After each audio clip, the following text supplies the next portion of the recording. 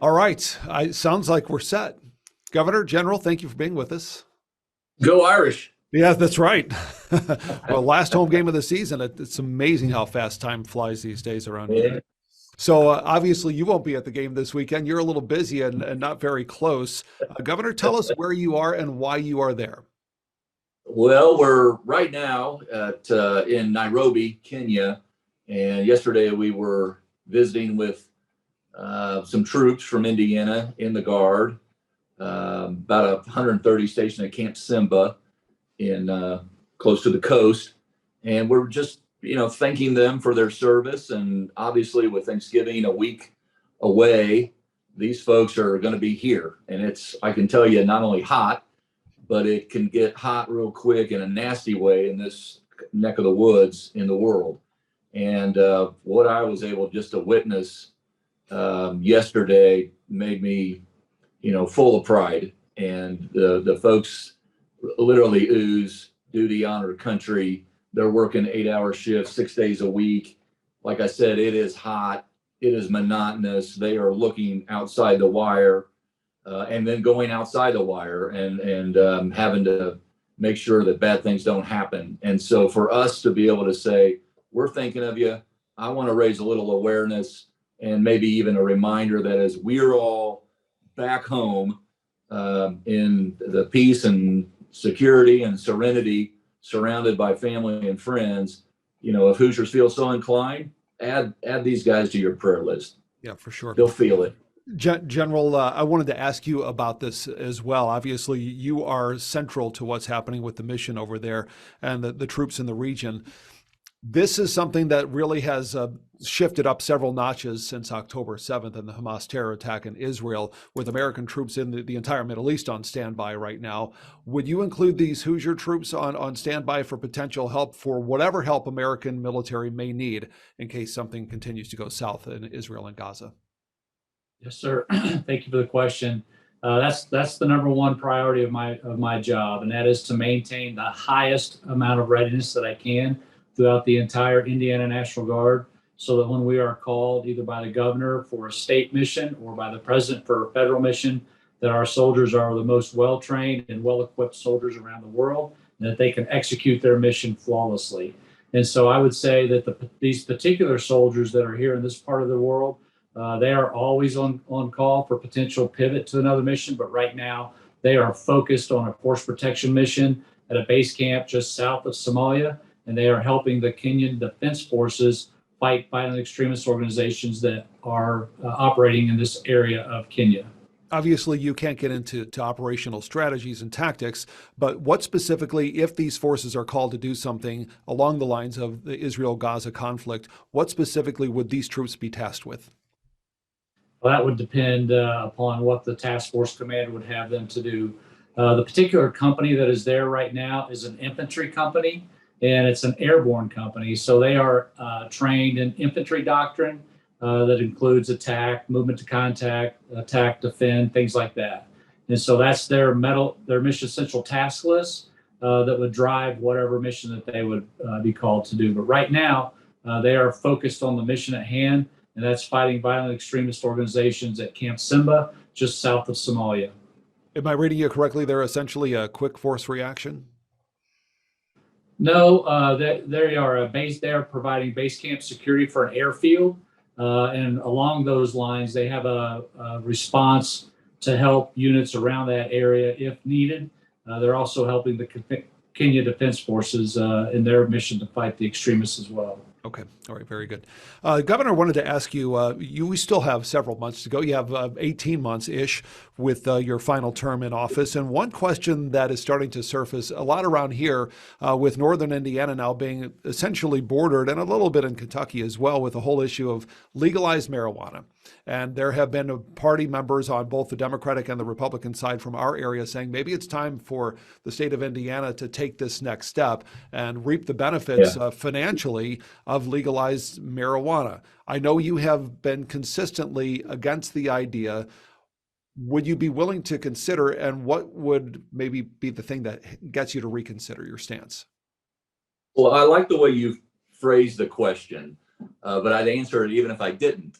and it's what would change my position, and that is we need to follow the law. We don't need to look the other way and follow the process for any other drug that is approved through the FDA process. And so we can't short circuit this and say because it's popular, it should be legal. It's from the federal perspective, and it's a controlled substance federally, it is illegal. And so I don't want to just look the other way. I took a couple oaths in my life, and they're to uphold the law, not to glance over them for, as you alluded to, revenue gain. And I also want to make sure that it goes through that FDA process so that we actually know what the true benefits are. And if there are benefits, medicinal is what I could probably see the most benefit for, but that has to come from a physician, someone who is qualified to make that determination. And so process and law, those are the two hurdles that seemingly others are willing to look the other way on. I'm not. There have been a number of people who are saying that Indiana is financially missing the boat on this and may be on the wrong side of history. How tempting is this for you to say, boy, I understand my stance, but there's a lot of money on the table here? It's not a temptation at all, by the way. And I've talked to other governors around the country who have seen this played out in their states, and they caution others because of the cost of the legalization as well. I just read an article about the American drug crisis that's occurring right now, addiction, et cetera. And so before we, for revenue purposes, by the way, the state of Indiana has an all-time revenue and all-time reserves, a AAA credit rating. So I heard this same story about hemp and how it was going to transform the state of Indiana financially. And I was dubious then, but this is a whole different legal question. And so I'm just not going to go there mentally before it is. I did offer and contacted Indiana University and Purdue University, one of the best law schools or medical schools in the world, and one of the best ag schools in the world. And they were both willing to professionally participate in the studies necessary on marijuana, and no one from the federal government has taken us up on that. One last question for you, and it's about some of the development that you were part of actually around here. We saw the announcement for the big General Motors electric vehicle battery plant, which is coming to St. Joseph County in our area. And now we're hearing of another project that perhaps even has a larger footprint and a bigger multi-billion-dollar investment. The name's not yet released yet, unless you want to tell us about that. But we have not yet heard a name attached to that, and it would be literally right across the road from this GM battery plant. What's going on in northern Indiana that makes this place so attractive to the investors? Some of these are Fortune 10 companies. Yeah. I'd start with talent. Talent, workforce, work ethic. The North Central Indiana is obviously an engine to our state economy, has long been one. And now we've got folks all over the state, including North Central Indiana, Elkhart, South Bend, Mishawaka, Goshen. Now we've got folks aligned like never before and focused on quality of place and quality of life. And so a lot of these companies, when they're looking to go somewhere and make major investments to the tune of billions, plural, they're looking for the whole package. But it starts with obviously a cost structure, making sure it's low cost to do business so they can grow alongside the community. And it's got to do with talent and workforce. Check that box up there as well. And then great sites. Check that box. So you're 3 for 3, and we expect some more good news down the pike as well. One final follow-up on this. Are you concerned that there is a loss of farmland with these massive projects like this, of thousands of acres in some of these projects? Of course, Indiana has long had a history tied to the ag industry, and it's been known for farmers. Are you concerned about that? Yeah. Well, I'm aware of our our inventory, we're still 83% farm or forest terrain.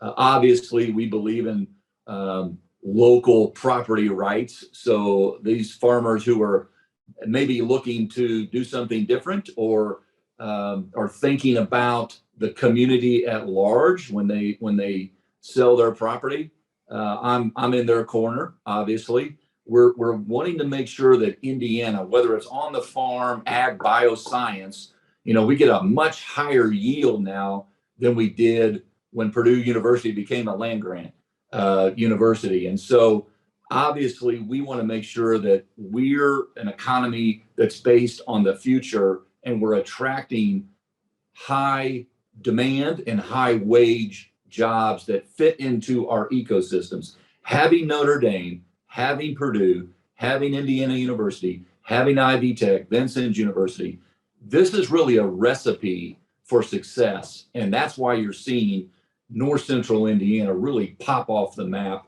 in America, by the way.